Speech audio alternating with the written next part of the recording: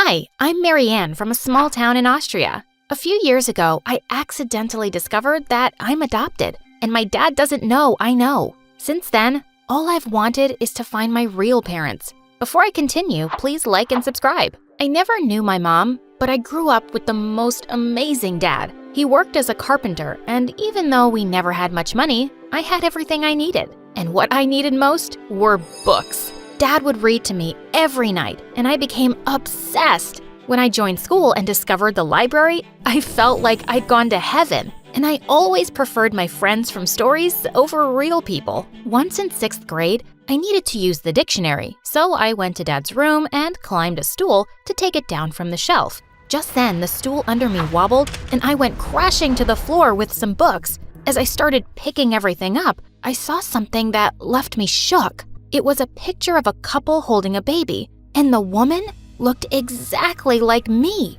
She had to be my mom, and the man next to her was my real dad? I turned the picture over, and all it said was Vienna 2005. That was my birth year. Were my real parents in Vienna? I snuck the picture into my pocket. Dad had kept it a secret, and I had to know why. I was waiting to confront Dad that evening, but he didn't come home. Hours passed, and he wouldn't even pick up his phone. Just then, there was a loud knock on the door, and it was Dad's friends from work, bringing him on a wheelchair. Oh my God, Dad, what happened? He'd had a terrible fall at work and wasn't allowed to walk for months. And even after he fully recovered, he had a permanent limp now. I put aside all thoughts of confronting him about my real parents. I didn't want to make things harder for him. Once in the 8th grade, I'd gone with Dad to the market when suddenly he got a cramp in his leg and lost his balance. He went crashing straight into a wealthy-looking man who in turn fell onto a food seller's stall,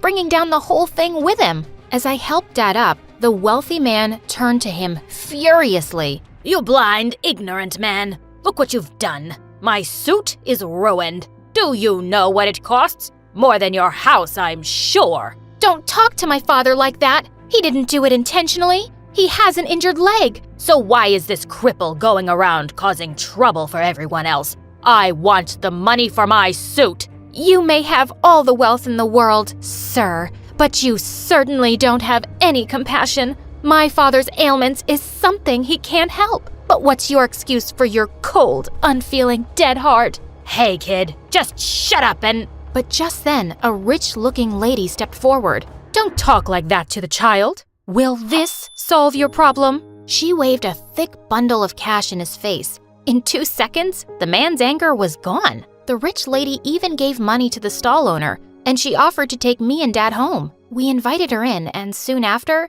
she said something completely unexpected. I'm so impressed with you, Marianne. And this might sound strange, but would you like to come live with me in Vienna? I would love to send you to a really good school. Vienna? That's where my real parents were from. This was my chance to look for them. She even said she'd hire Dad as a handyman on her estate. I was really eager to go, and within a week, we'd packed up our lives and moved. The lady's estate was 5 times larger than my school, and Dad and I were given a small cottage to live in. And just a few days later, the lady told me I'd be joining her daughter's school. On my first day, as I walked up to the lady's car, a girl suddenly pushed me aside. Ooh, maid, where do you think you're going? Go clean something. Where are your manners, Lisa? This is the amazing girl I told you about, and I'd like you two to be friends. Oh, she's your charity case? She looks like her only friends would be cows and baby goats. And what is so distasteful about being friends with such lovely creatures, may I ask? No, you may not ask me anything. Who talks like that, freak? She got in and slammed the door shut. I just stayed silent during the ride, but then suddenly, Lisa made the driver stop. I'm not gonna be seen with you. You can walk the last few blocks. She pushed me out and drove off. What a witch! Just as I was crossing the road, a sports car came speeding and stopped inches away from me. A cute boy stepped out from the back seat and shouted, "Hey, watch where you're going, loser." Wow, who were these people? Turns out the jerk was in my class along with Lisa. I could see them all looking me up and down, but I just ignored them. Later at recess, I sat alone reading. The boy took a seat at my table with his friends behind him. I don't think I introduced myself before. I'm Vincent. What's your name? You can call me whatever you like. After all, what's in a name? Huh? What are you saying? Would a rose smell less sweet if it was named garbage? Would a fire not burn us if it was called a flower? Would I be less annoyed by you if my name wasn't Marianne? The answer is no. Why are you talking like that, weirdo? So, your name's Marianne? That's kind of pretty. You don't need to remember it. I don't think we'll have much to do with each other. And with that,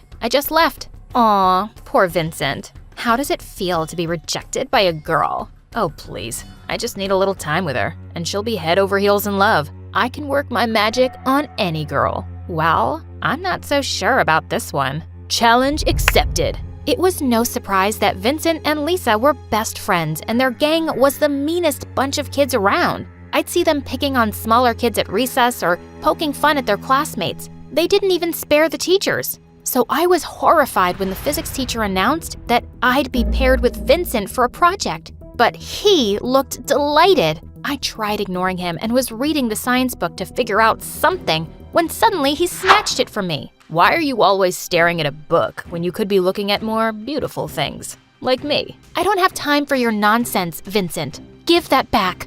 Okay, but only if you agree to go out with me. I'd rather jump off a cliff. Wrong answer. And with that, he ripped some pages out and threw the book in the trash bin. What is the matter with you? Don't you have any respect for anyone or anything? God, you're such an imbecile. Why do you use such strange words? An what now? An imbecile. It means a fool, an idiot, a dummy, a moron.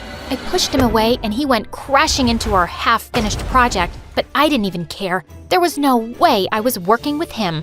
A few days later, I was walking back home when suddenly it started to pour heavily. As I dashed through the rain, a car stopped me, and Vincent rolled down the window. Hey, you're gonna get sick. Get in the car. I'd rather catch pneumonia. Oh my God. Just get in. Hate me later. Reluctantly, I got in, and a minute later we were driving up to his gigantic mansion. He quickly led me to the fireplace in the library, and my mouth was just wide open. I've never seen so many books in one place in my whole life. What a treasure this is. Well, you're welcome to take some. I don't read them, and my parents are hardly ever here. I felt a bit sorry for him. That sounded lonely. And suddenly, I remembered something. Oh my God, my parents' picture! I dug through my pockets to find it all wet, and I started flapping it around to dry it. What's that, and why are you acting crazy? It's the only picture I have of my real parents.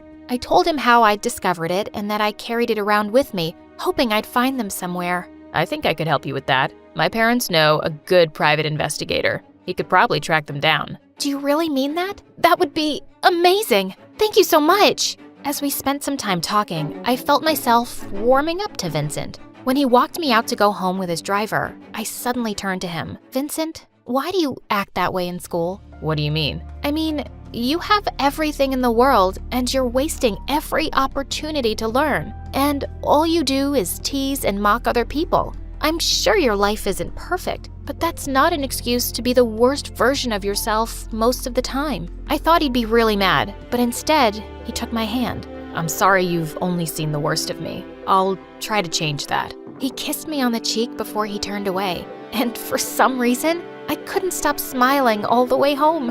As I was walking down to the cottage, Lisa suddenly jumped out from behind a tree. Is that Vincent's car you just got off from? Why? It's none of your business, Lisa. Vincent is very much my business. I know you have a wild imagination, but don't start dreaming that someone like him could ever like you. I pushed her aside and walked off. She was crazy, as if I wanted someone like Vincent. Or did I? He was just so nice after that day. He'd come sit next to me in the cafeteria, help me carry my stuff, and one time as I was walking back home, he leapt out of a car and decided to walk with me. He told me the investigator was hopeful we'd find my parents really soon. And a few days later, when he asked me to be his date for the Christmas dance at school, I really couldn't refuse. Dad had surprised me one evening with the most beautiful dress, and at the dance, I felt like someone straight out of a fairy tale. I was searching for Vincent in the hall when I felt a gentle tap on my shoulder. Wow, you look really beautiful, Marianne. He took my hand and led me to the dance floor, and it felt like we were in our own little world. At the end of the song, he suddenly pulled me closer and leaned in to kiss me. Everyone around us was clapping and cheering as I kissed him back. During the evening, I went to freshen up in the bathroom, and when I returned, I found Vincent in a corner with Lisa and his friends. Wow, Vincent, you really take a challenge seriously. You said you could make any girl fall for you, and you proved it. That kiss could have fooled even me. Marianne has totally fallen for your Prince Charming act. It's gonna be so much fun when you dump her. That's what I was? A challenge? Vincent looked shocked as they all turned around to see me behind them. No, Marianne, wait. It's not what you... I suddenly slapped him hard. Why did I think you were actually a decent human being? You even pretended to help me find my parents just to convince me that you cared? You're the most vile person I've had the misfortune to meet. I hate you. No, I despise you. I didn't go to school for days. I just didn't want to see anyone's face. But one day, Dad walked into my room holding a package. A boy from your school dropped this, saying it was important. Forgive me for opening it first, but Marianne, you've known about your parents and you've been looking for them? Wait, what? Dad, I'm sorry. I just needed to know. He gave me the package as he sat down on my bed, and I looked through the papers with trembling hands. The first was a newspaper clipping saying my parents were politicians who had been sentenced to prison for 25 years for stealing state funds. I worked at your parents' house. When they were arrested,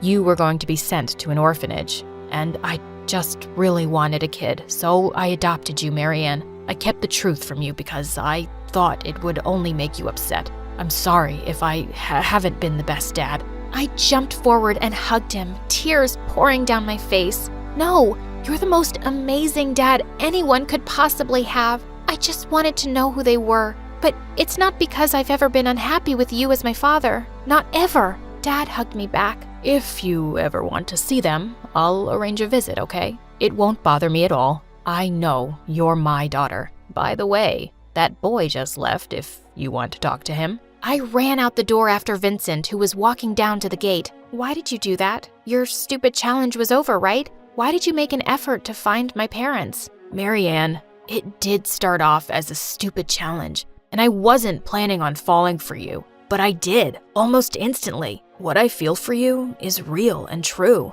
I wouldn't have made all that effort if I didn't love you. You're the most special girl I've ever met, and you make me want to be a better person. I'm so sorry for hurting you. Please forgive me, will you? I looked into his earnest eyes and slowly smiled. I'd rather go down with the Titanic, but I stepped closer and pulled him in for a kiss.